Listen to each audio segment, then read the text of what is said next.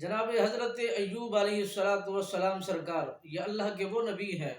جنہوں نے بہت سارے امتحانات کا سامنا کیا ہے۔ انسان کون سا انسان کس کس طرح کے امتحانات کا انہوں نے سامنا کیا ہے، آئیے اللہ کے ان پیغمبروں کے واقعات کو سنیے، اللہ کے ان نبیوں کے حالات کے زندگی کا مشاہدہ کیجیے، انہوں نے کس کس انداز میں اللہ کے دربار میں اپنے آپ کو پیش کیا ہے، کبھی بھی ناشکری نہیں کی، کبھی بھی دین اسلام سے دوری نہیں کی،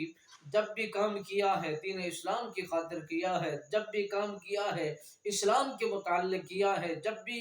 زبان کو استعمال کیا ہے دین اسلام کی خاطر کیا ہے۔ حضرت ایوب علیہ السلام سرکار کے متعلق فرمایا جاتا ہے جب ان کی کھیت باڑی کو اور ان کی زمینوں کو، جب ان کے مال کو آگ لگ گئی تو زمانے نے جا کر بتایا کہ اے اللہ کے نبی، آپ کا اتنا بڑا نقصان ہو گیا ہے، اللہ کی غضب میں وہ آپ کا مال سب ضائع ہو چکا ہے، ختم ہو چکا ہے۔ اللہ کے نبی کی بارگاہ میں جب یہ واقعات پہنچائے جاتے ہیں، بات بتائی جاتی ہے، آپ اللہ کی بارگاہ میں گر جاتے ہیں، عرض و گزار کرتے ہیں، سر جھکا دیتے ہیں، پیشانی جھکا دیتے ہیں، اللہ کی بارگاہ بے کس پناہ کے اندر یہ نہیں عرض کرتے کہ مولا اتنا بڑا نقصان ہو گیا ہے، اتنا بڑا صدمہ ہو گیا ہے، نہیں، بلکہ اللہ کے نبی جناب حضرت ایوب علیہ السلام سرکار نے فرمایا، عرض کی مولا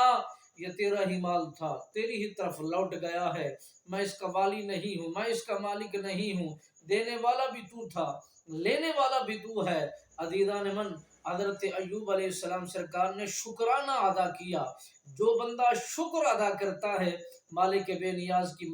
وہ قرب میں رہتا ہے، اللہ کا اس پر فضل رہتا ہے، وہ ہر حال میں جب شکرانہ ادا کرتا ہے مالک بے نیاز اس کے لیے آسانیاں پیدا کر دیتا ہے۔ جب چھت گری، جناب حضرت ایوب علیہ السلام سرکار کی بیوی اور ان کے بچے سب اس چھت کے نیچے دب کر